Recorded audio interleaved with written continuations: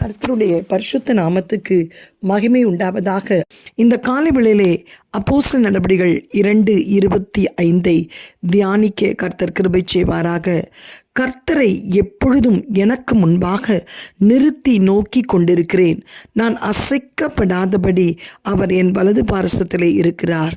மோசேயை குறித்து விசுவாசத்தினாலே அவன் அத்தரிசனமானவரை தரிசிக்கிறது போல் உறுதியாயிருந்து ராஜாவின் கோபத்துக்கு பயப்படாமல் எகிப்தை விட்டு போனான் என்று எபிரேயர் 11:27 நாம் வாசிக்கிறோம்.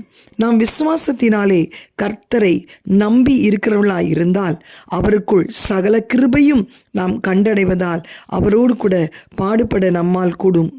அதிர்சனமான தேவனை தரிசித்திருக்கும் ஒரு மனுஷன் காணப்படக்கூடிய எந்த ராஜாவுக்கும் பயப்பட தேவையில்லை. ராஜாஜி ராஜாவும் கர்த்தாதி கர்த்தரும் தேவாதி தேவனுமாகிய கர்த்தரே தன்னை அழைத்து தன்னிடம் ஒரு தூதனை கொடுத்து அனுப்பியிருக்கிறார் என்பதை மோசே நன்கு அறிந்திருந்தான். எனவே கண்களுக்கு புலப்படக்கூடிய எந்த ராஜாவினாலும் அவனுடைய தூதுவர்களாலும் அவனை தொட முடியவில்லை. ராஜா அரண்மனையில் உருவின ஈட்டியுடன் அதன் வாயிலை காக்கும் போர் சேவகனுக்கும் ராஜாவின் இருபுறமும் உருவின பட்டயத்தோடு நிற்கும் மெய்க்காவலருக்கும் இருந்திருக்கக்கூடும். எனினே அவன் யாதொரு பயமின்றி ராஜ அரண்மனைக்குள் பிரவேசித்தான். எலியாவும் இஸ்ரவேலின் தேவனாகிய கர்த்தருக்கு முன்பாக நிற்கிற நான் அவருடைய ஜீவனை கொண்டு சொல்லுகிறேன் என்று 1 ராஜாக்கள் 17:1 நாம் வாசிக்கிறோம். ஆகாப் ராஜாவை சந்தித்த போது இதே தைரியத்தை வெளிப்படுத்தினான். அருமையான தேவ பிள்ளையை, அதிர்சனமான தேவனை பற்றி உனக்கு தெளிவான தரிசனம் இல்லாவிடில் நீ சந்திக்கும் பிரச்சனைகளும் சோதனையும் மிக எளிதில் உன்னை அசைத்துவிடும். நீ வெகு சீக்கிரத்தில் மனமுறிவடைந்து நம்பிக்கை இழந்து போவாய். அதரிசனமான தேவனை அனுதினமும் தரிசிப்பதற்கு நம் ஜீவியத்திலுள்ள கண்களுக்கு புலப்படாத ஒவ்வொரு சிறிய பாவத்தையும் நாம் பெரிய பாவமாக எண்ணி அவற்றுடன் செயல்பட வேண்டும். மேலும் கண்களுக்கு புலப்படக்கூடிய சிற்றின்பங்களை புறம்பே தள்ளிவிடில் அதரிசனமானதும் நித்தியமுமாய் நிலைத்திருப்பதுமான பேரின்பத்தை நம்மால் அனுபவித்து மகிழ முடியாது. கர்த்தருக்கு ஸ்தோத்திரம். இன்றைக்கு எந்த சூழ்நிலையிலே நீ காணப்பட்டாலும் நீ விசுவாசிக்கிற தேவன் பெரியவர் என்பதை நீ உன் உள்ளத்திலே கொள்வாயானால் எந்த சூழ்நிலையிலும் நீ அசைக்கப்பட மாட்டாய். உன்னை நடத்துகிறவர் கர்த்தருக்கு ஸ்தோத்திரம் உலகத்திலே இருப்பவனை காட்டிலும் பெரியவர் என்பதை நீ விசுவாசிக்க வேண்டும். கர்த்தருக்கு ஸ்தோத்திரம் உண்டாவதாக. அவரே துவக்கமும் முடிவும் என்று விசுவாசிக்க வேண்டும்.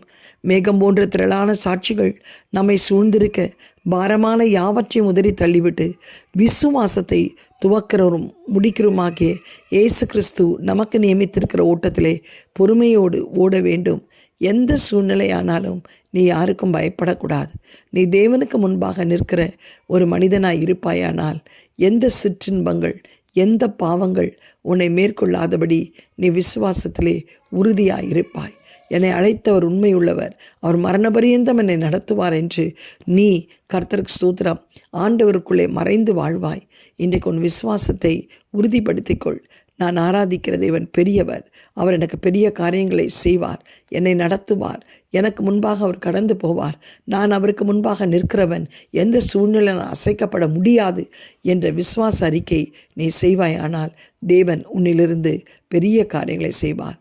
எங்களை அதிகமாய் நேசிக்கிற நல்ல தகப்பனே, இந்த காலை வேளையிலே அப்பா நாங்கள் விசுவாசத்திலே உறுதியாயிருக்க கிருபை செய்யும்.